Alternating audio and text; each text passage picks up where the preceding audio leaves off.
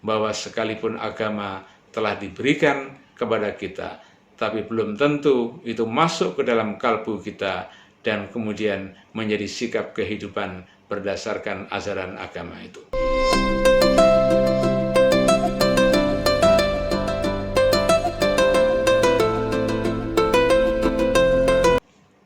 Assalamualaikum warahmatullahi wabarakatuh. Alhamdulillahirabbil alamin. Wal 'aqibatu lil muttaqin wa la 'udwana illa 'alal zalimin. Asyhadu an la ilaha illallah al-malikul haqqul mubin wa asyhadu anna Muhammadar Rasulullah shadiqul wa'dil amin. Allahumma salli ala Muhammad wa ala alihi wa ashabihi ajma'in, amma ba'd. Kaum muslimin yang berbahagia, marilah kita bersyukur kehadirat Allah Subhanahu wa ta'ala, karena Allah adalah zat yang maha rahman dan rahim, yang senantiasa memberikan karunia dan nikmat kepada kita semua. Tidak ada satu saat pun, satu detik pun Allah berhenti di dalam memberikan karunia dan nikmat kepada kita semua. Walaupun mungkin pada satu saat kita mengalami ujian, mengalami musibah yang sangat berat sekalipun, tetapi kalau kita lihat di dalam diri kita dan di luar kita, di alam semesta ini masih banyak nikmat Allah yang wajib kita syukuri. Marilah kita bersyukur dalam arti yang sebenar-benarnya. Tidak cukup dengan mengucapkan alhamdulillah wa syukrulillah, sekalipun itu sangat penting, tetapi yang jauh lebih penting dari itu adalah mari kita manfaatkan nikmat Allah ini sesuai dengan petunjuk Allah, sesuai dengan bimbingan Nabi kita Muhammad sallallahu alaihi wasallam, agar kita memperoleh al-falah was sa'adah, keberhasilan dan kebahagiaan fid dunya wal akhirah. Salah satu dari sekian banyak nikmat Allah yang diberikan kepada kita semua adalah yang disebut dengan al-hidayah. Manusia diciptakan oleh Allah dalam struktur yang terbaik. Laqad khalaqnal insana fi ahsani taqwim. Sesungguhnya telah kami jadikan manusia itu dalam struktur yang terbaik, baik di dalam ruhaniyahnya maupun di dalam jasmaniyahnya.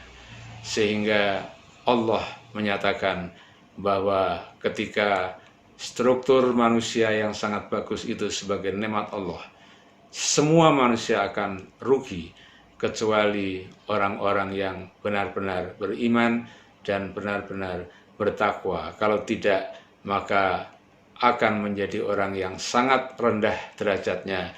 Tsumma radatnahu asfala safilin.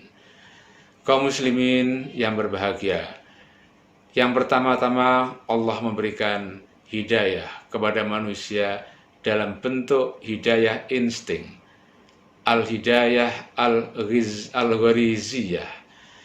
Ialah kita diberikan insting, diberikan naluri oleh Allah. Ketika kita merasakan rindu, merasakan cinta, merasakan belas kasihan, itu adalah karena insting kita sebagai manusia yang sudah diciptakan Allah sedemikian rupa. Tetapi hidup dengan insting itu tidaklah cukup. Maka Allah memberikan al-hidayah al-hissiyah, yaitu hidayah panca indera. Allah memberikan mata kepada kita agar bisa melihat keindahan alam semesta ini, agar kita mampu mengambil pelajaran yang sangat penting untuk perbaikan kehidupan di masa-masa yang akan datang.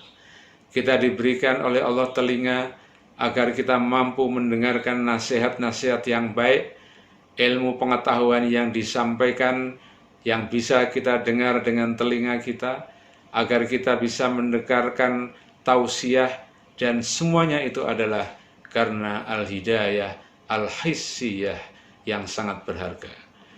Kemudian Allah setelah itu memberikan al-hidayah al-aqliyah, akal fikiran. Allah memberikan akal kepada kita supaya kita berpikir, supaya kita bisa melihat bahwa seluruh alam semesta ini adalah ciptaan Allah untuk merasakan betapa keagungannya, betapa kebesarannya. Kita menjadi hamba yang harus taat dan patuh kepada Allah. Itu adalah berkat akal pikiran kita yang selalu berpikir bagaimana kejadian alam semesta ini. Kita diberikan oleh Allah akal pikiran supaya mampu menyelesaikan berbagai macam persoalan kehidupan ini. Ketika kita mendapatkan musibah berupa ta'un, berupa wabah seperti sekarang ini, maka akal pikiran kita harus terus berputar.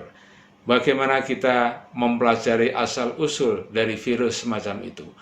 Apa sebab-sebab yang menjadikan virus itu tersebar luas? Dan bagaimana kita mengatasinya? Bagaimana kita menyelesaikan persoalan-persoalan yang timbul dari ta'un itu, dari wabah itu? Ini semua adalah berkat karena kita diberikan pikiran. Dan pikiran itu diberikan kepada seluruh umat manusia.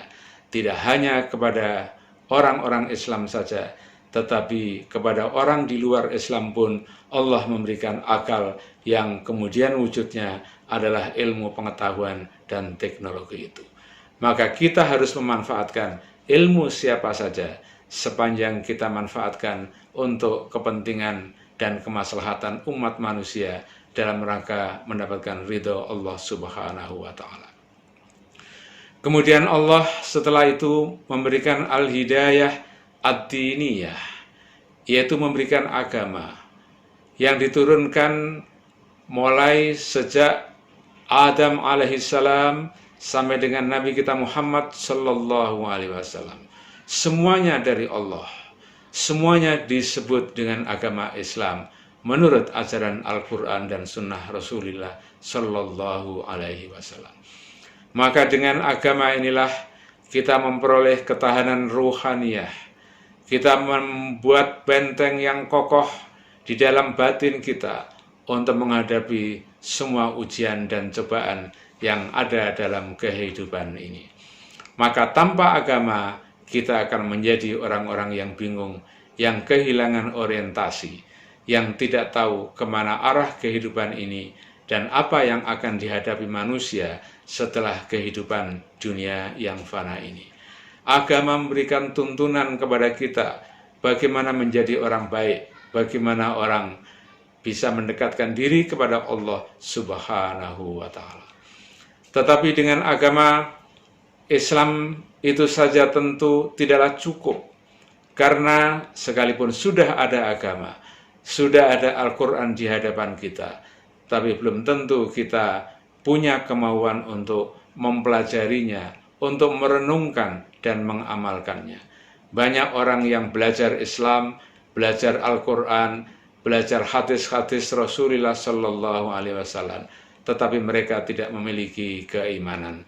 Maka itulah maknanya bahwa sekalipun agama telah diberikan kepada kita, tapi belum tentu itu masuk ke dalam kalbu kita dan kemudian menjadi sikap kehidupan berdasarkan ajaran agama itu. Oleh karena itulah maka Allah memberikan hidayah yang tertinggi yang disebut dengan al-hidayah at-taufiqiyah. Ialah hidayah yang membuat kita cocok dengan kehendak Allah. Apa yang kita kehendaki sesuai dengan iradatullah. Apa yang kita pikirkan sesuai dengan kemauan Allah. Apa yang kita amalkan sesuai dengan apa yang dituntut oleh Allah Subhanahu wa Ta'ala. Maka itulah namanya taufik, kecocokan. Kalau tidak, maka tentu kita menjadi orang-orang yang tersesat. Kita berbuat sesuatu yang mungkin kita sangka baik, tetapi pada hakikatnya sebaliknya menurut Allah. Kita mungkin memahami ajaran Islam ini seolah-olah menurut kita sudah benar, tetapi bisa jadi menurut Allah adalah keliru. Apa yang kita amalkan sebagai sesuatu yang baik untuk kemaslahatan umat manusia, tetapi bisa juga itu adalah sesuatu yang sebaliknya menurut Allah Subhanahu wa Ta'ala. Oleh karena itulah maka kita selalu dituntut untuk memohon hidayah kepada Allah Subhanahu wa Ta'ala, yakni al-hidayah at-taufiqiyah. Setiap kita melaksanakan sholat, pasti kita membaca suratul Fatihah, surat pembuka yang sangat penting, yang menjadi landasan dari seluruh isi dari Al-Quranul Karim. Di sanalah kita diwajibkan untuk membaca ihdinas siratal mustaqim. Ya Allah, tunjukkanlah kami ke jalan yang lurus, ke jalan yang benar, jalan yang tidak mungkin kita menuju kesesatan dengan hidayah yang benar yang diberikan oleh Allah. Maka wajib hukumnya kita selalu memohon al-hidayah atau taufiqiyah ini, baik pagi maupun siang, baik malam maupun sore, pada saat apapun kita tidak henti-hentinya memohon al-hidayah ini.